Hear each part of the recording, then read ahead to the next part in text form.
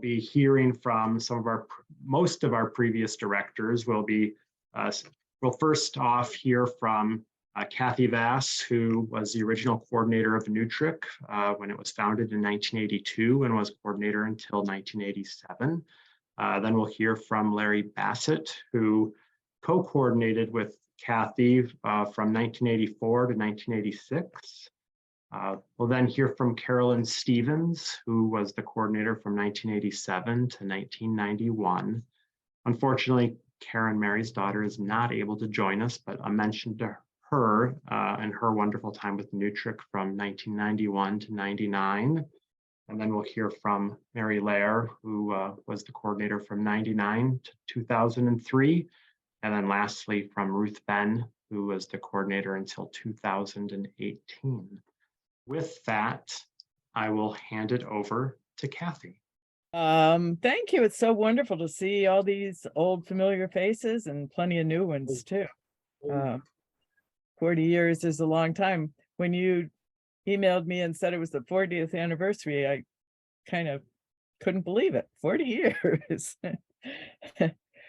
But as I said, it's wonderful to see all you. And thinking back 40 years to when we had that first meeting, I mean, there'd been talk among some of the organizations who were involved in war tax resistance that we needed to do something to coordinate. That word will get used a lot, right, in the next few days. To coordinate our efforts because we were overlapping and kind of spinning our wheels in certain areas, and that it would be good to have some organization, and we weren't called an organization at the time, but some organization that would facilitate all of us talking together. And at the time I was representing the Conscience and Military Tax Campaign, and War Tax Resistors and the Center on Law and Pacifism were I think the three main organizations that came together, but there were plenty of other people who were interested, who came together in DC in '82 and kind of hashed out all the details about how this was going to work. And as it happens, I applied for the job and got the first job, as you all know, as the first coordinator. And it was very exciting for me, even on a day-to-day basis, because everything I was doing, we were doing, was new. And we were putting together literature. One of the really important things we did was put together a list of people who were war tax resistance counselors. And we had that information available to people. So we were sort of the central agency for passing out information. We also were responsible for doing press releases and dealing with the media. I think I did some radio and TV spots around April 15th, usually. That's when most of the media stuff, of course, was happening. What else did we do? Ed Hedeman and Vicki Metcalf and I put together a manual for counselors, and I think it was called the Manual for Counselors and Lawyers.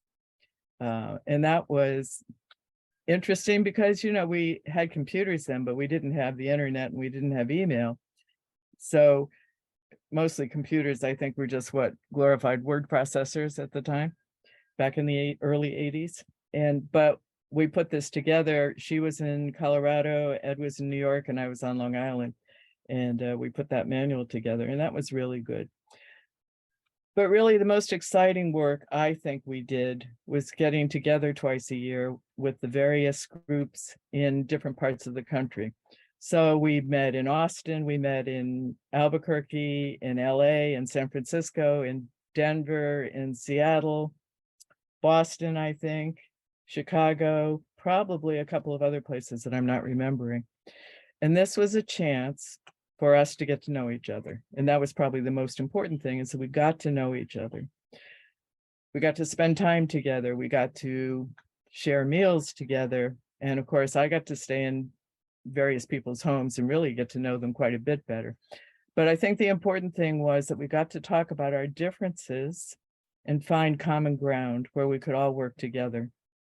And there were a lot of differences. Some of us were moral war tax resistors, some of us were religious war tax resistors, some of us were pacifists, and some of us were not pacifists. But we had a lot of different points of view. But in order to make our movement more effective, we were trying to find ways to work together. And we did. You know, consensus is a time-consuming process, but it allows us all to hear each other, to hear everybody, and to make decisions that we all can agree with, that we can all feel good about. And for me, that was the most important part of the work we were doing. Everything else was, I don't know, kind of desk work kind of stuff. You know, I could do it from my desk at home all by myself. And then when Larry joined me working, and occasionally I'd see other people who were involved, but mostly it was work I was doing at a desk, at a computer, on the phone. You have a lot more resources today, Lincoln, than I did. And it's funny that there's been that much change in 40 years that we can really see the difference. It's almost the difference between before television and after television, that much difference. But for me, as I said, the most exciting part was working with other people, getting to know them, and finding ways, finding our mutuality. And it's beautiful and rewarding that has continued. And I salute all of you for keeping this going and for all the work you all have done, because it's not just one person. It's just not the coordinator. It's every single person who was involved. Thank you very much for inviting me.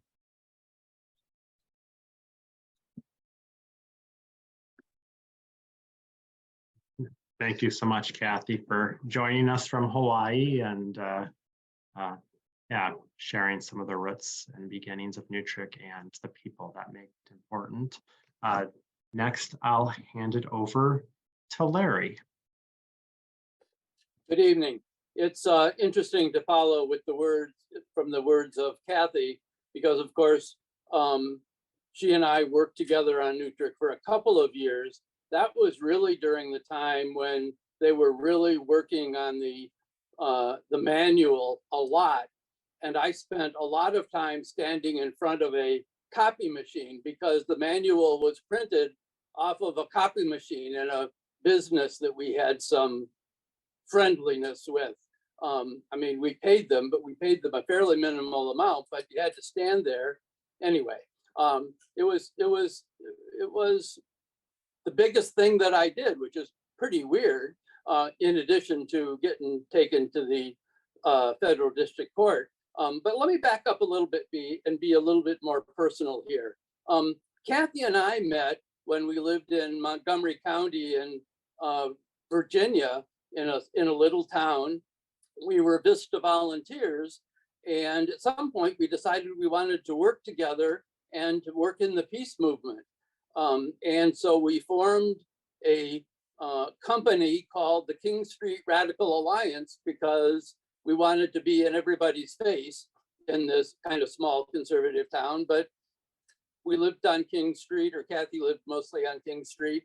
And so there we were, KSRA. And that was also kind of a way for us to get paid and have our income shielded individually a little bit. Not quite sure how that ever worked out. We never made that much money anyway. But we decided we wanted to work in the peace movement. And somehow we ended up working out in Bellport, Long Island, New York with Ed and Georgia Pearson on the Conscience Military Tax Campaign, because somebody out in the Southwest made a pretty big donation of money. I think she was a doctor, I can't remember her name, but she felt guilty that she couldn't be a war tax resistor because she had too much money. So she made a I think maybe $10,000 donation to the CMTC, and that was going to hire somebody to work in addition to Georgia and Ed Pearson also working. So Kathy and I were involved with the Peace Tax Fund at the time, and we met George, we met Ed, and we decided to move to Long Island. So we packed up our wood stove and our wood pile and the 2 kids and the cat and the dog, and we moved out to Long Island. And we had some really good times with Ed and Georgia and some difficult times. Eventually the CMTC got going and Kathy kind of shifted off to focus on that. We left the CMTC and I thought, well, why don't I just apply?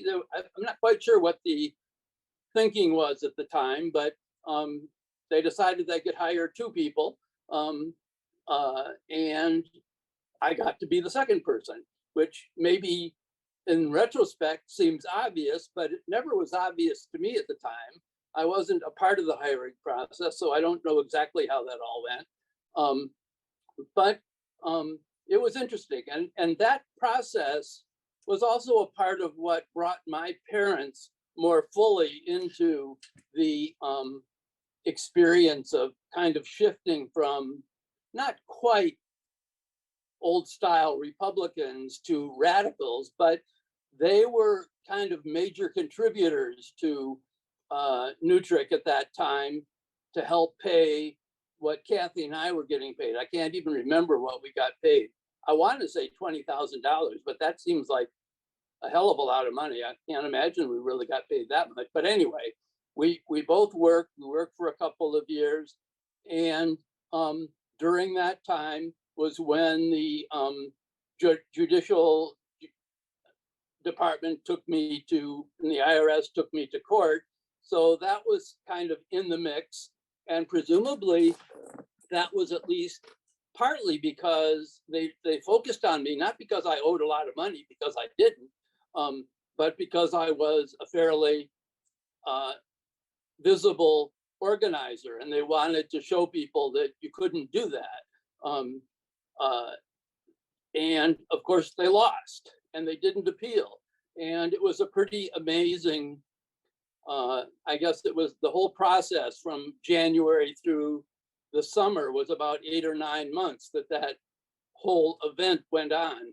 And it progressed from me hiding behind the refrigerator in our house when the people were coming to try to serve the notice for me to go to court, to me expecting to go to jail, and then having the judge, who was Weinstein, who was, you know, as good a judge as you could hope for, actually finding in my favor. And, you know, and so that was all kind of woven into the NWTRC thing. Let me say one thing that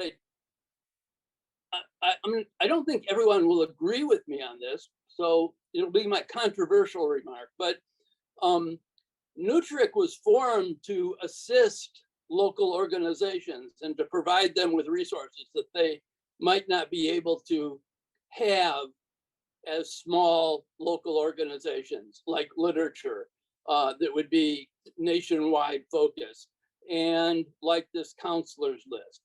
But I think the regrettable thing that has happened over the years, people can correct me if they think I'm wrong, but it seems like NWTRC, the fact that NWTRC has been so successful has actually replaced the local groups. I'm isolated because I'm in this little town in Central Virginia. So it isn't like there's another war tax resistance. There isn't a war tax resistance group here, but it seems like there used to be a lot more local groups. And I don't know why there aren't, or maybe there are, and I just don't know about it. But, you know, my fear is that one of the impacts of NWTRC has been that it has made it less necessary for there to be local groups.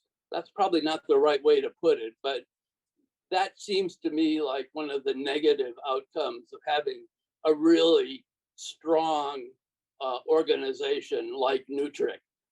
Certainly when there were meetings, and still are meetings where people actually get together, it's a really important aspect of people's individual lives. And to the extent that there are groups that are willing to host these meetings, shows that in fact there are still some groups that are out there. I remember one of the big groups was in Boston, and I don't hear very much about Boston anymore. And of course, Philadelphia, and I don't hear too much about Philadelphia anymore. It doesn't mean that there aren't war tax resistors in both of those places, but I don't hear about groups. So, I have worked for, I had that period of time. I worked for NWTRC, I worked for the Peace Tax Fund, I worked for the CMTC, and, that's kind of my era of being the peace movement guy. And I never do things in a small way, although I started off war tax resistance in a very small way, but it ended up being pretty big accidentally.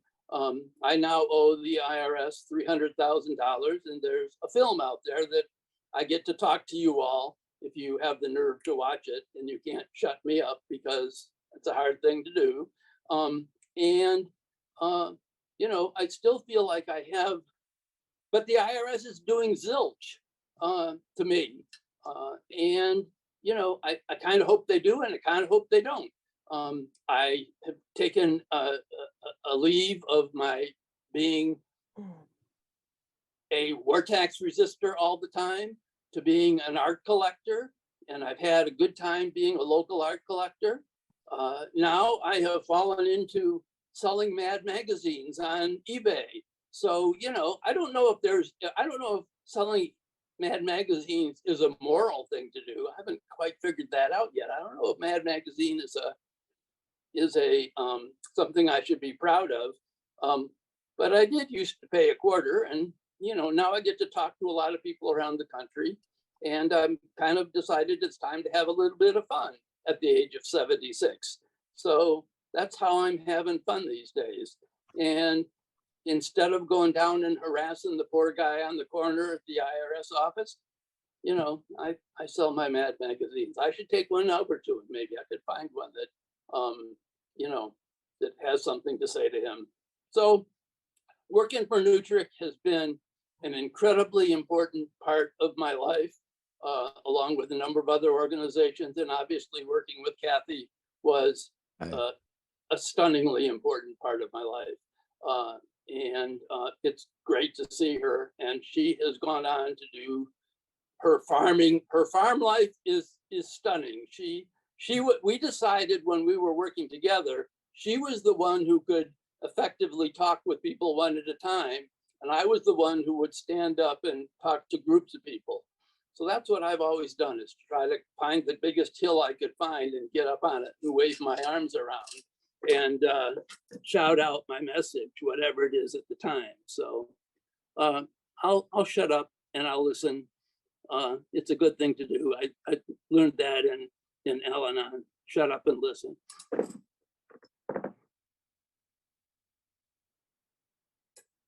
I'm muted again. Thank you, Larry. Thank you for sharing, about your time, and it's always good to know about the nitty-gritty, making copies, important work in the office. So next, I'll pass the baton on to Carolyn Stevens. Hi, everyone. This certainly feels like a reunion, doesn't it, with all these folks we've worked together over the decades, 40 years at least. And I'm in Seattle, where I've lived since the 1979. So the whole time that you all have known me, I've been in Seattle. But I first became a tax resistor when I was still a teenager, and it was through the influence of folks in the War Resistors League. I particularly remember Gal Rudenko coming to San Diego, where I was growing up, and speaking at the university there, and having a huge influence on me. And when I finished secondary school and went off to college, I came to New York, and that's when I decided that I should resist the phone tax. and get started on my own tax resistance journey. So I came on down to Lafayette Street and had a meeting with Ed. I sort of went, I'm starting out, tell me how to do this. And I don't think it was very memorable for Ed, but it was very memorable for me. And it was the first time I had been down there to 339 Lafayette Street. And there was, and people can remind me, there was a guy who started a group called War Tax Resistors, didn't he? And he put out, so that was sort of the first group. And it was kind of birthed at the WRL office, but it was its own independent organization. And there was a bicycle caravan throughout New England one summer, where people went off on their bikes and rode around and, were hosted at different places along the way. And then they had a gathering and they would talk. My boyfriend at that time did that. I was in college, but he would, from time to time, he would take a break from the bike caravan and come and visit me in my dormitory at college. And so that was very early WTR activism before NWTRC got started. And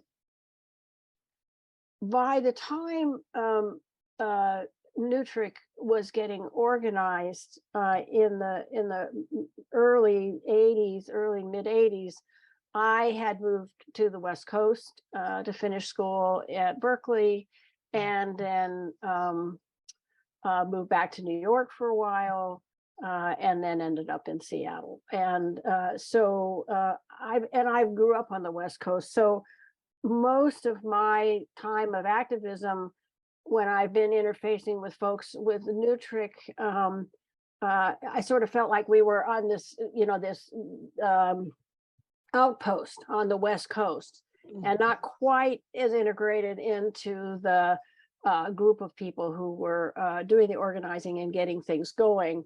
Although when the meetings came to the West Coast, and as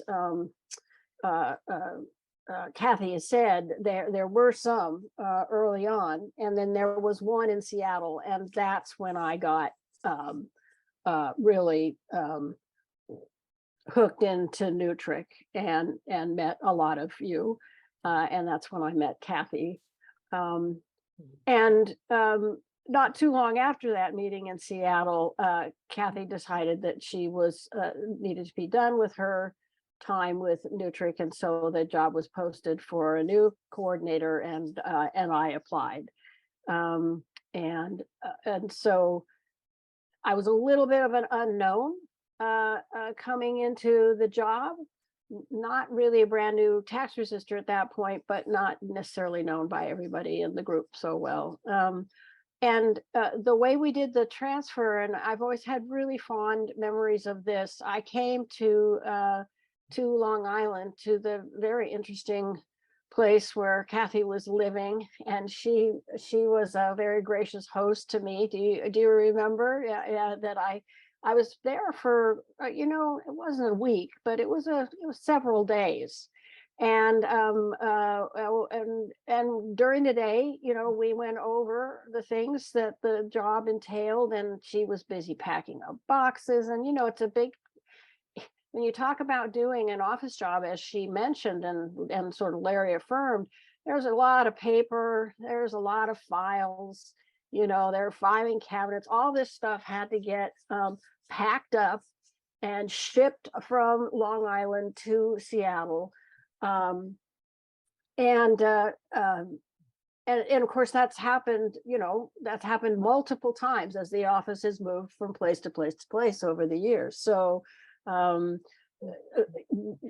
after that time that I visited with Kathy, I scooted back to Seattle and looked for a place to receive all this stuff that was going to be coming, shelves and shelves of stuff. And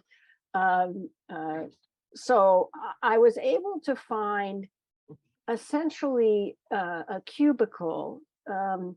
The Church Council of Greater Seattle had a big open workroom in one end of its facility, and they didn't need all that space and they needed money. So they rented out essentially a square footage that was, you know, in the room. And, you know, so I don't know, we rented 300, 400 square feet. I mean, there was no walls or anything. It was just, you know, this open room. And so then once we rented our space, then I started putting together bookcases and filing cabinets and desks. And then the stuff all arrived from Kathy, and I fortunately had a place to put it. And so then, you know, then we started. And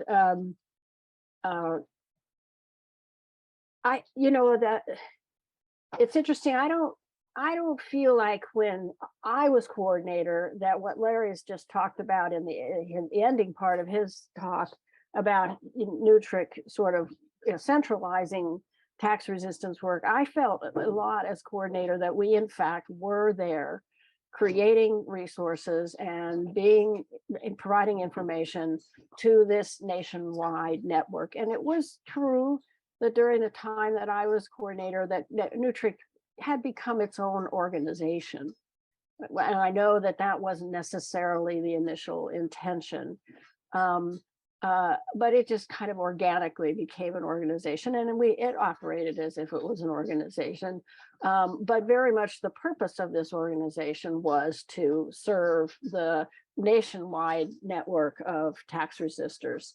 And so we continued on the efforts that had been put into creating and then updating literature. And then there was a lot of literature that we shipped out to people, especially around April 15th, but even all year long.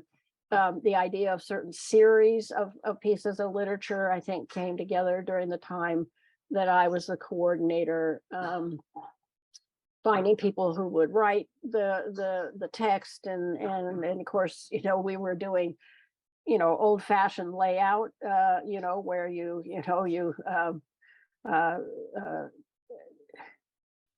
had a what can I say? You know, to do a page, you had a grid, and you had fonts, and you had, you know, pieces of paper that and letters and things that you had to and graphics, of course, that you had to cut out all to create a document that looked reasonably nice, and we worked on that. The manual that Kathy talked about really kind of came to a standstill when it got to Seattle.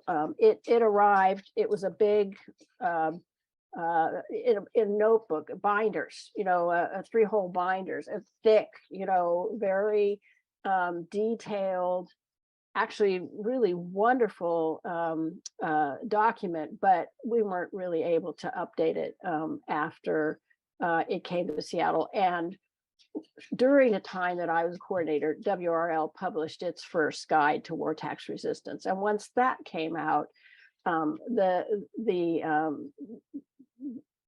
real need for the kind of very detailed technical guide that had been created was less urgent. So I don't know if anybody's chatting to me or people are just, yeah. No. No. I'm gonna just close that then, because I can't talk and look at the chat. So anyway, so we worked on literature, we worked on the meetings. The 2-time-a-year meetings were a huge deal in terms of the work that the coordinators were doing. And, you know, we moved around the country, and that was exciting and fun and a heck of a lot of work.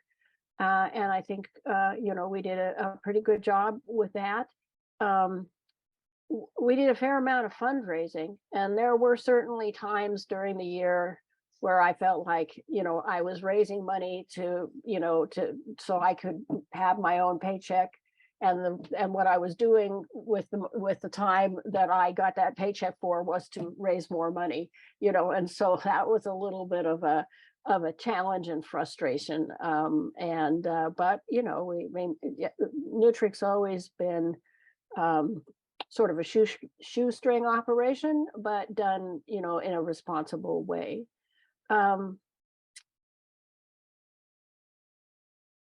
I guess one other thing that I want to mention is that so when Nutric, I was supposed to work 20 hours a week for Nutric, and so I was going to graduate school and had another job, and I was pretty overwhelmed with all that I needed to do, and I also am not a great person for just working alone. I mean, this is a job where you spend a lot of time just kind of by yourself, working on stuff, and that's not when I'm most productive.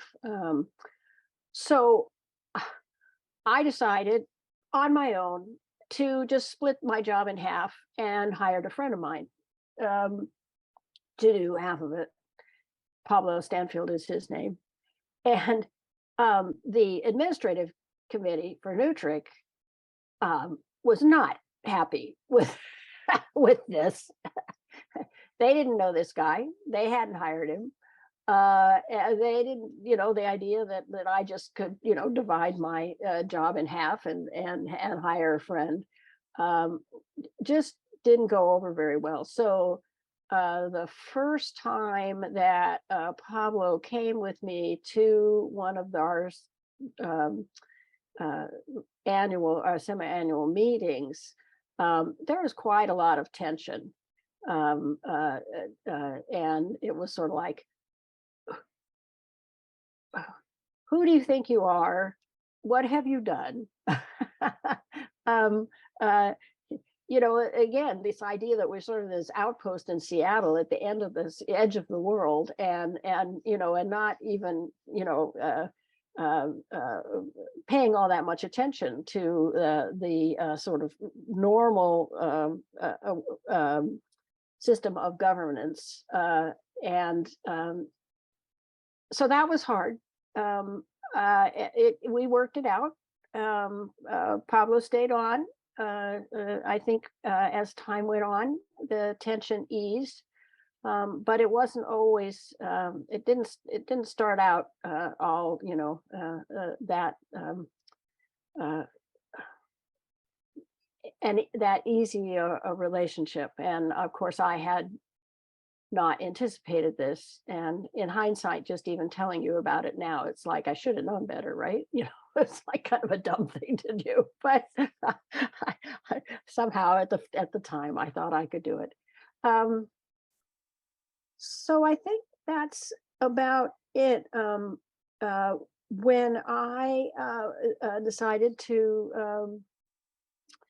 that I needed to move on, I gave a bunch of notice, just the same way that Kathy had done when she wanted to leave, and so Karen, Marysdaughter, was hired while I was still working, and we did the same thing. She came to Seattle and spent several days with us in Seattle, which was just wonderful, and I felt very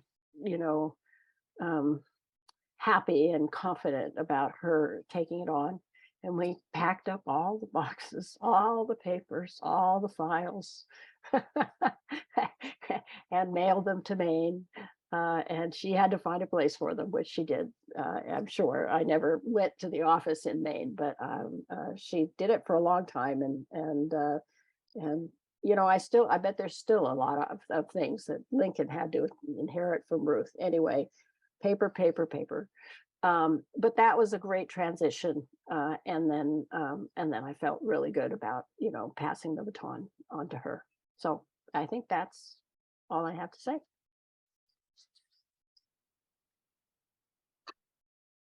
Right. Thank you so much, Carolyn. And it's good to know that tradition of the visitation and the boxes goes all the way back to Kathy.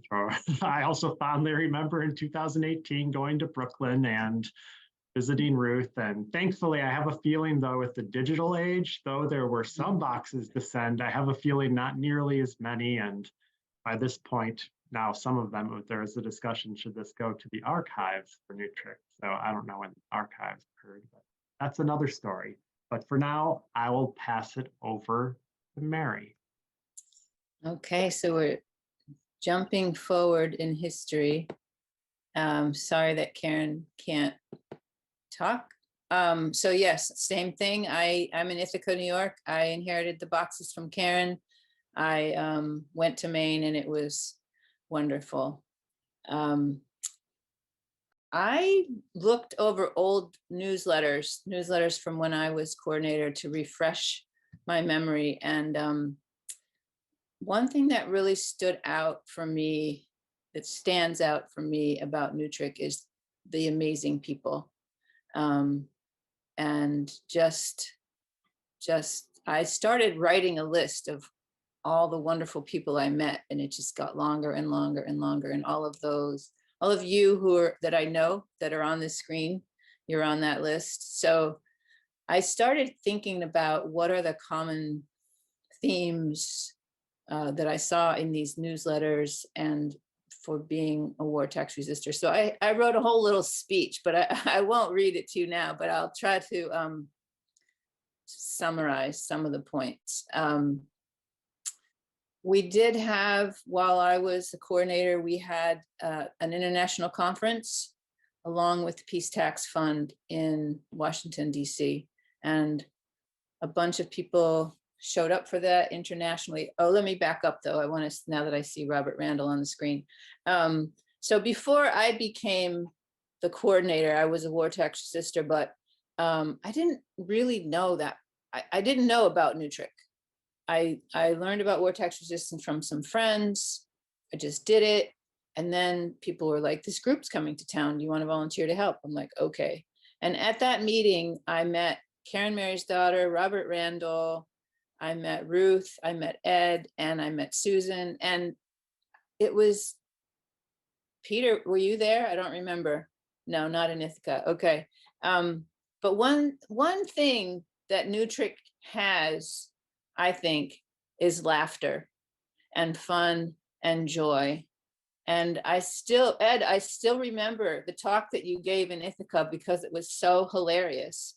The slippery slope is what your theme was. So that's one thing that I want to hold up, is that we have a lot of fun. And I think at the first meeting that I went to was in Asheville, North Carolina. And the person that picked me up from the airport's name was Steve. Don't remember his last name, but he became a war tax resistor all by himself. He didn't know anybody else. He just did it. And I was like, wow, that's so rare. I think that for the most of the rest of us, we need community, we need support, we need each other, we need to talk to people to figure this out. That has always stuck with me. I think I'm sort of stating the obvious, but to become a war tax resistor, you have to go up against fear of the IRS, fear of your life changing, what's going to happen. And that's one thing that we all have in common, and that I think that I respect in so many people, that we come out on the other side of that saying, yes, I want to do it. It might be hard. I don't know, because I've never done it before. It might be hard, but I want to do it. And it takes some courage. And yeah. And at that conference in Washington, DC, I remember Dave Zremka saying, yeah, I've lost a house to divorce. And it really stuck with me, that I think what he was my interpretation was that life is unpredictable and we can dare to take chances. What else? I will tell one funny anecdote. So I went on a 10-day silent Buddhist retreat one year when I was coordinator. And when I came off the retreat, it was just days away from tax day. So someone had lined up for me a radio interview. And I didn't know until I got into the interview that this guy was antagonistic to war tax resistance. I'm not sure how it came about, but there I was talking to this antagonistic interviewer, and I had just come off this silent retreat. And so he's asking me these obnoxious questions. And my instinct was just to think about it and pause and not say anything. And the silence just went on and on. And finally, he just hung up on me. So I thought that was pretty funny. I think that's actually all my points. Let me see. I just had so much fun meeting so many people. And I'm going to close with this quote from a war tax resistor. And honestly, I could quote a million of us. And so this is sort of random that I'm quoting this person, but I think he kind of describes what we go through in this journey of war tax resistance. And this is my friend, as it turns out, Neil Golder, who still lives in Ithaca. So he said that for him, the IRS is a spiritual guide, which is pretty out there. And so I'm going to just quote here, and some of it I'm excerpting. To live a life of not harming means to think and act and live by a principle. Taking that principle seriously means following it, questioning it, discussing it, meditating on it, letting it take you where it may. It's a kind of spiritual guide. For me, taking on that principle is a joyful challenge, like marriage. Putting ourselves out there in some shaky, scary, insecure places helps build courage and humility. Maybe that's part of why I do it. Of course, it has the obvious practical effect of removing funds used for killing from the government and redirecting those funds for life-giving causes. I can be happy about that, and also, I hope, be happy in the riskiness and community that ensues. So join up now and start pushing your envelope. You won't be bored. So yeah, I think that sums it up a lot. And I'm so happy to be here with all of you. And take it away, Ruth. It's kind of hard to go last, actually, after all of that. Whatever I was going to say doesn't feel like it really totally fits anymore, which is problematic. So we'll see what comes out in the next few minutes, and I'll try to be brief. But, well, Carolyn had mentioned EGOL and War Resisters League, and many of you know I was on the staff there for a number of years. But I still do things for War Resisters League, and one of them is I'm sorting the photo file and IDing photos. And seeing Charlie, of course, I did want to say there are 50 years of photos of Charlie in our files. And it's just great to see these old photos of him singing at war tax resistance demonstrations at the IRS in New York City. You know, he's just been doing it so many years. So I've thought about him a lot lately. And many of you who are also in the War Resisters League photo files. So that's kind of a fun project. And yeah, like the others, I took my trip up to Ithaca, which was great to meet Mary and get the stuff. And I was lucky that I could drive it, actually. So it was a little easier to move things than going coast to coast or even New York to Milwaukee. But that was a really nice time. And one thing I was thinking about, is just want to say briefly, is many of you know it was just the 10th anniversary of Superstorm Sandy, which was New York's biggest event of climate disaster in recent years. And with the 10th anniversary, the storm hit New York on October 29th, and the 30th anniversary conference of NWTRC was scheduled for November 2nd in Colorado Springs. And so I was kind of nip and tuck about, am I going to get out of New York City to get to the conference? And I did, actually. I think I got one of the first flights out after things, well, the airports opened up. A lot of things didn't open up for quite a while, but it was quite a journey to the airport that day because the subways weren't running. So I have been thinking about that. So that was the 10 years ago from now.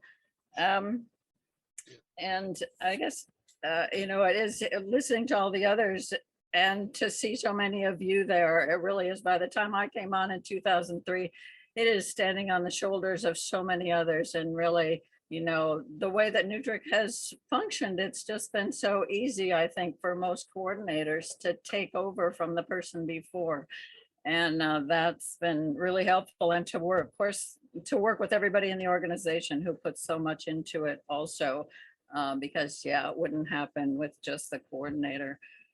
So the thing that I was really thinking about talking about was the scariest time for me.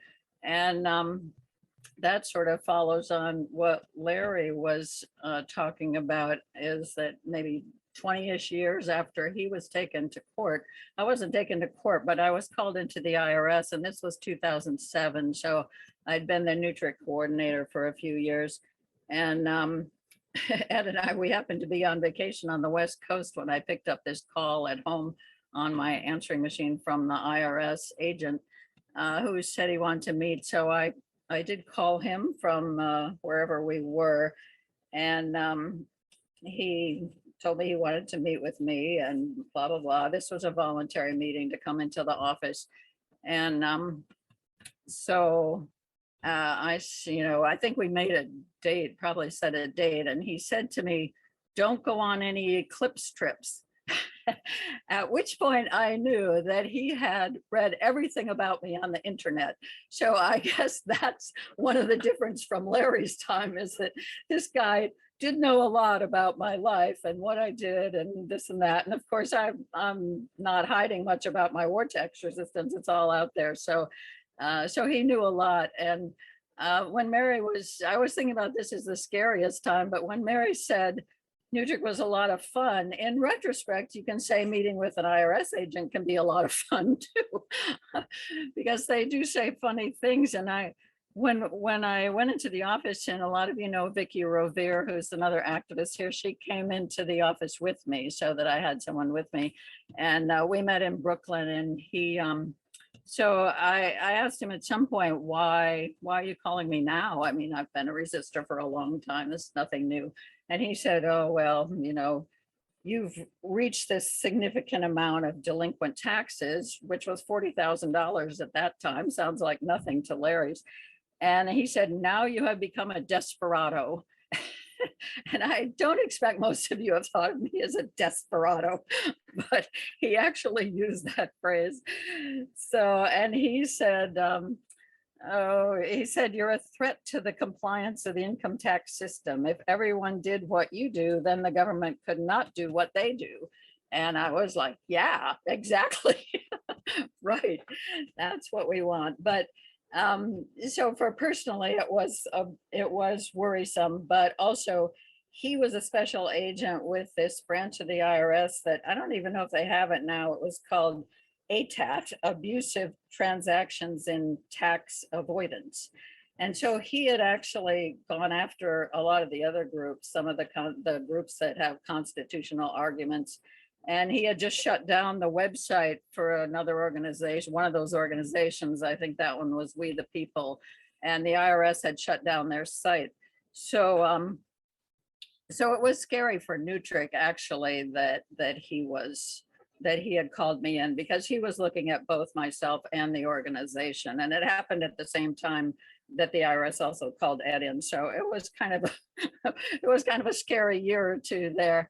And so at that meeting, at the voluntary meeting, of course, this is the meeting where they want to see your assets. You know, you're supposed to bring in everything. And I took him the pie chart and I took him the booklet on Thoreau's civil disobedience writing and that sort of thing, which he was not too impressed with. Although the second meeting, he said he actually read civil disobedience, but he still didn't agree with it. But so at this meeting, though, he came also with a summons to come to the second meeting, and that's a more demanding meeting. And this is really on the shoulders of Larry also, because I benefited from Larry's experience, and I ended up using the Fifth Amendment to answer all these asset questions that he was asking. But that brings, I had consulted with Peter Goldberger, and so it brings me this chance to mention Peter, who has been so important to the organization over the years also, and as our advisor and very careful. And at one point, Peter wrote a letter to the IRS, but then he also talked to this revenue officer, really. He's not an agent, he's a revenue officer. And at the second meeting, I think when we were finished, the revenue agent said to me, "Your lawyer is quite strident in his efforts. We had an interesting conversation last night," he said. "Sounds like we're golf buddies now all of a sudden." So I think Peter really appreciated that. But many of you also have seen Peter as strident. So that wasn't too surprising that he said that. But I don't, we should probably think to send Peter a card or something after this meeting, because he really has been helpful to so many of us over the years, and just a really important voice in this network and contributor, kind of keeping us a little careful about some of the things we do. And I guess just one other thing about meeting with this agent in terms of the organization is that, you know, he was talking about, oh, you're presenting a scheme. And, you know, so we had some conversation about what a scheme is or something, but he did refer to war tax resistors as sort of traditional tax protesters or something like that. And the big difference with us is that we don't charge huge amounts of money for the things that we sell, as compared to the, like We the People, the group they shut down. They were making a lot of money off their books and all that sort of thing. Of course, they are also keeping a lot of money from the IRS with the schemes that they promote.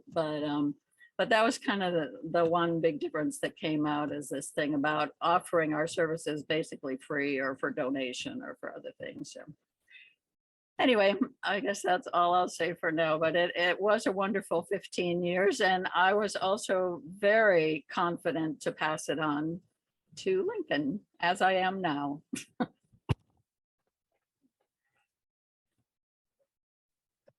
Thank you, Ruth. Thank you, all of you, for sharing your wonderful stories and times with NWTRC, and so much of it rings true today. Yeah, this evening, if anyone would like to share a story or put a coordinator on the spot and ask a question, you'll maybe just raise your hand. That way I'll see you right away on my screen. If you know the raise your hand function, or try to make yourself known. Or you can put it in the chat. I think Eleanor is first, I believe.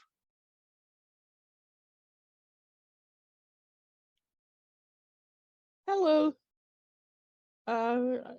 Every time I see Larry, I want to thank him for doing what he did, because when I was in a similar position, the fact that Robin Harper had gone through it first and been vindicated, and that Larry had gone through it second and been vindicated, was probably helpful in getting the IRS to not make me the third person to be, contempt of court, thrown in prison for an indefinite sentence, which would have undoubtedly killed me off. So I owe you a profound debt of gratitude.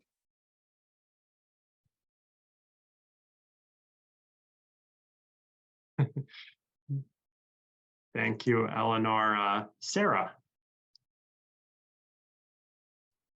Hi, everyone.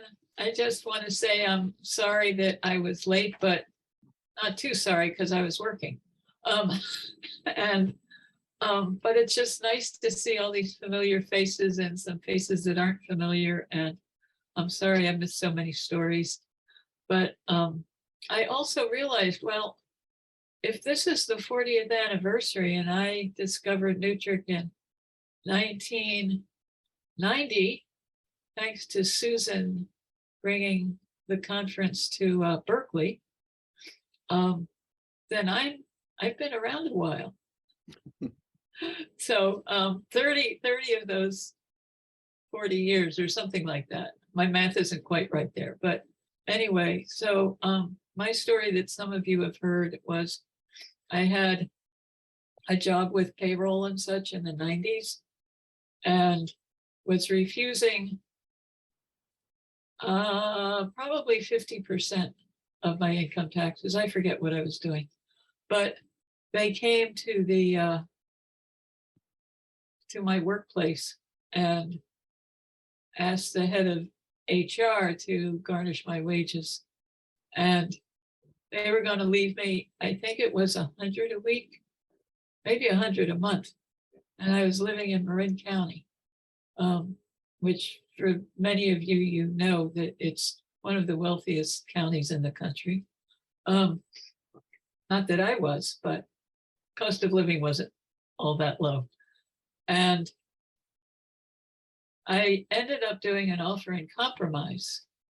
And the amount that I owed was $1,040, which I thought was perfect. So 1040. yeah, so that's my brief story. And of course, offering compromise, I had to toe the line for 5 years. And I've been doing symbolic since then. So thank you all for creating such a great support system.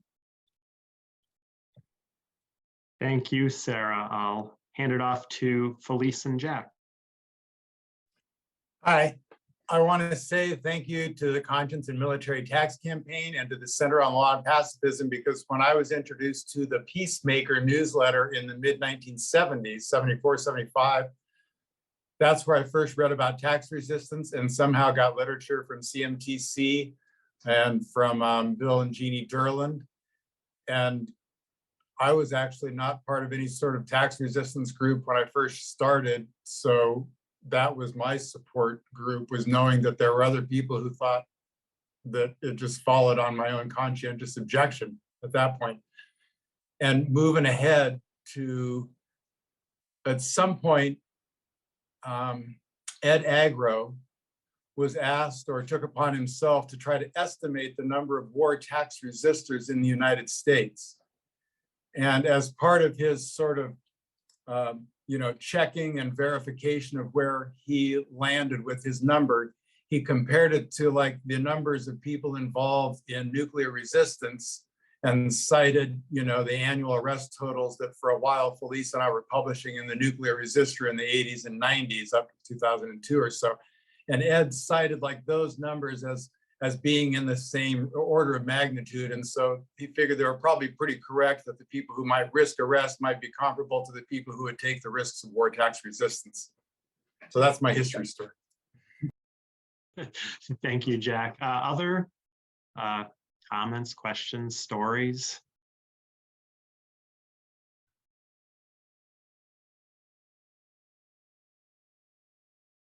Me. I don't know who's talking. Mike.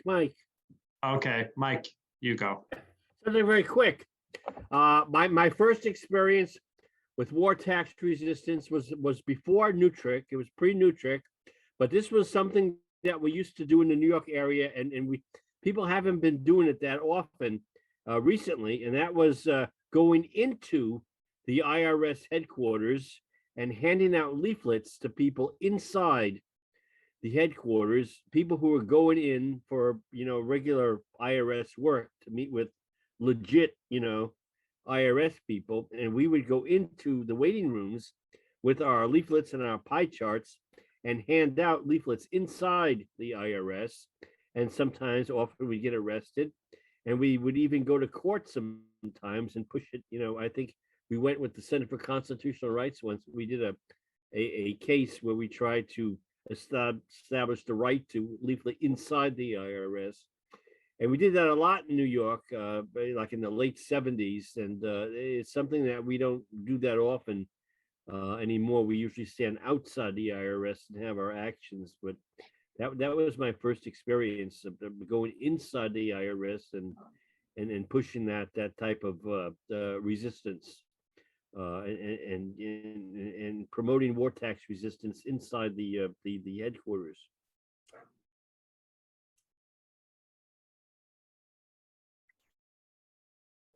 Perfect. Thank you, Mike, for sharing that. I'll pass it on to Shulamit. I just wanted, lower hand, thank you. I just wanted to mention another aspect of our community, which is the War Tax Resisters Penalty Fund, which just blows me away. I've been on the steering committee since its since its rebirth, and people who either don't resist, who can't resist, or who just want to support us, or who are us, they're willing to contribute money to help pay people's fines. And as a large enough community, we give, maybe it's $30 each, and it pays the fines and penalties for people, enabling them to keep resisting. And I just find this so heartwarming. And during COVID, everything slowed down. Some people kept sending us money every month for the fund. And some people would send, we wouldn't have anybody appealing, and they would send it anyway and saying, use it for administration or ads or whatever you want. Our community of support is unlike anything else I've experienced in its selflessness and its generosity.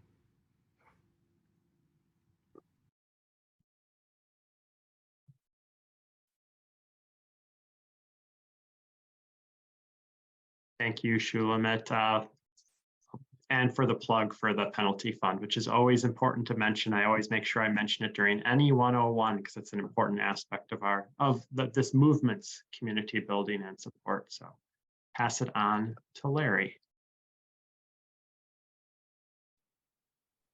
Sorry if I'm piling on here, but people talking about going to the IRS. I mean, there are amazing people who work at the IRS who actually agree with us.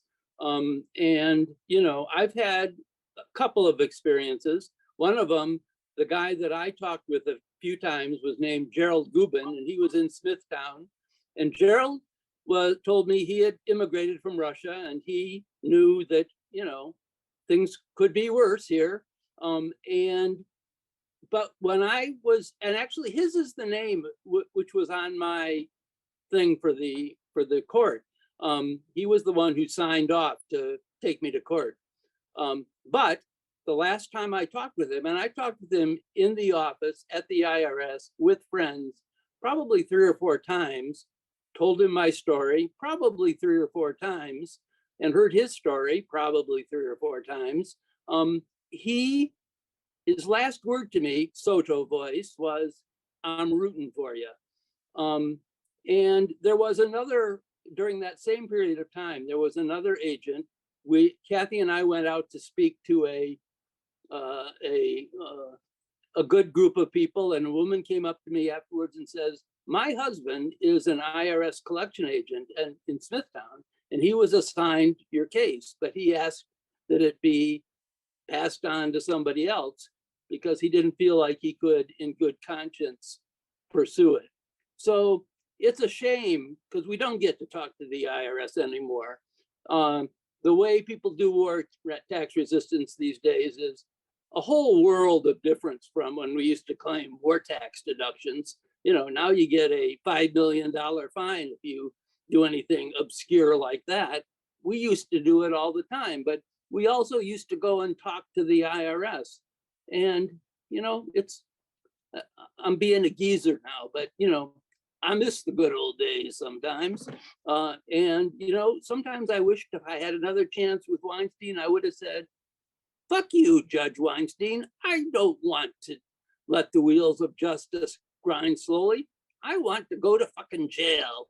Send me to jail, please. It's my one chance. Don't let me blow it. Thanks. All right, thank you, Larry. We still have a little bit more time. Anyone? Oh, Kathy, manual hand, the old-fashioned way. Yes, I'm unmuted. I just have to say, Ruth being desperado really tickled me. Peter Goldberg also sent me to the IRS to answer a summons armed with the Fifth Amendment. And when I got there, I didn't take anything at all except myself. The agent was very stern. He said, now I want to see your records. And I said, I don't have them. And he said, but you have to have them. I told you to bring them. They're in the summons. And I said, well, you know, I'm sorry, but I think I have a right not to incriminate myself under the Fifth Amendment. So I didn't bring them. And his face turned red and blushing. And he said, oh, you really didn't bring them here? I'll see you in court, lady. He said to me. And I said, that's all right with me, because I'll take the same Fifth Amendment in the court. Now he was really steaming. And Peter had told me that because they had required me to appear, that I would also have the right to be paid for the gas and tolls and expenses for that. And Peter, bless his heart, had given me the name of the form, the number of the form. And you know, I mean, if you think there's a lot of paper at NWTRC, you should see the paper in the IRS office. This whole wall full of cubby holes with different forms and numbers of the forms listed under each little cubby hole. And he said, well, I don't have that form. You know, I asked him for the form to declare my expenses. And first he said, well, you don't get expense paid for coming here. And then I said, well, I believe I do. And it's form number so-and-so. And I said, it's got to be over there on the wall. You've got so many forms. And then he was really angry, but he didn't kick my ass. He just said, you know, I'll send you the form in the mail, basically get out of my office. And he did. He sent me the form and I did apply, and I didn't get the money, but that was a very fun example of how you can have fun at an IRS office. Did or didn't? Did. Or is it, Jim, are you putting your hand up manually?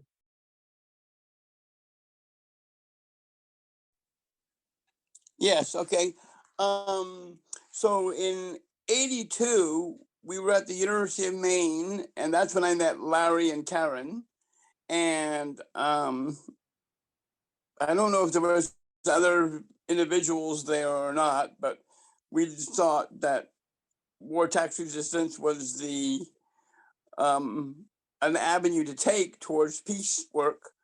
And that's saying, and maybe it was as early as '80. It was probably before NWTRC formed. And I took a ride all the way to Belfort and met with Ed and Georgia and Kathy and Larry way back then, but they probably had other visitors too, so they probably don't really remember me back then. And of course, I was probably barely 22 back then. So it's been a good ride, and I definitely have enjoyed it. And I've had my share of office visits at the IRS offices as well. And I've also gone with individuals who needed to have a second person go with them to the offices. And I always found them cordial and inviting. And Luckily, we never got any angry IRS agents that got really disturbed by our comments and by our reactions with them. So it's been encouraging, and I really appreciate the 40 years that NWTRC has been with us, and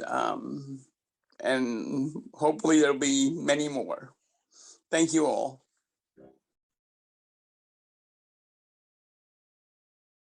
Muted again. Thank you, Jim. I saw Kathy, you had your hand raised right when I called on Jim. So if you have something, and then we'll go to Susan, and then I think we'll call it. Oh, So- it was just a funny story. You know, one of the things we did was talk to the media, right? And I was interviewed, I went into the city, I guess, and was interviewed by one of the national networks. Don't remember who it was, who interviewed me, and don't remember what network it was. But it was on national news, and I got a phone call about five minutes after it was broadcast, and it was my mother. Now, my parents were not very supportive at the time. My mother was making Sunday dinner, I think it was, and it had the news on, or maybe it was the morning, I don't know. Don't remember what time of the day it was, but it was April 15th. And my mother had the news on, and all of a sudden she heard a familiar voice, and she looked up, and there was her daughter on national television. But the end of the story is that my parents, by the time, I don't know, before I left NWTRC, my parents both told me that they were very strong Republicans. They said to me, "We need people like you doing what you're doing." And that is still true. And how many Republicans aren't Republicans anymore? Including my parents. I mean, they're not alive anymore, but they stopped being Republicans.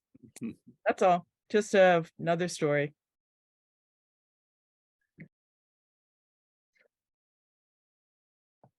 Thank you, Kathy. And for our last comment, I'll pass it off to Susan.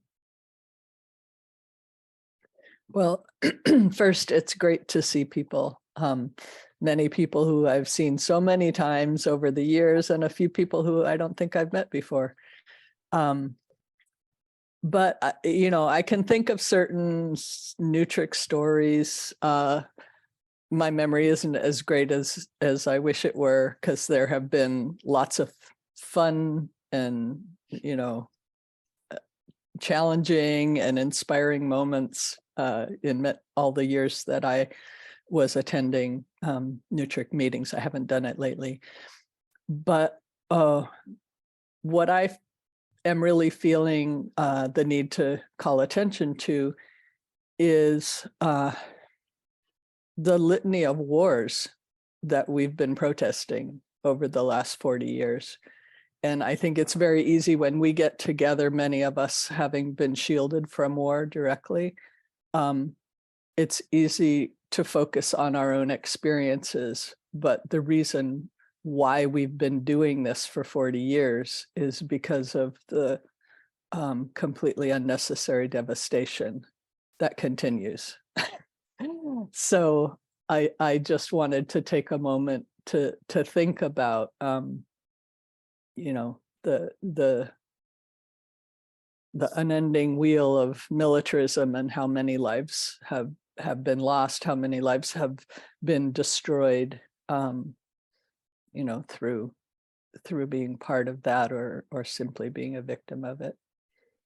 Because that's what drew all of us into this organization and continues to be what we need to fight against.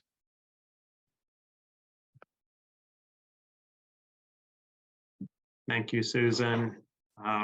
Yes, I know at some meetings in the past, it's sometimes gone through essentially which war, what action brought us to NWTRC. And so it's that could definitely, and I'm sure at some point will be part of this weekend also. So, but again, thank you to all of our speakers, and thank you to all of you for coming, and been a wonderful night of celebration. And yes,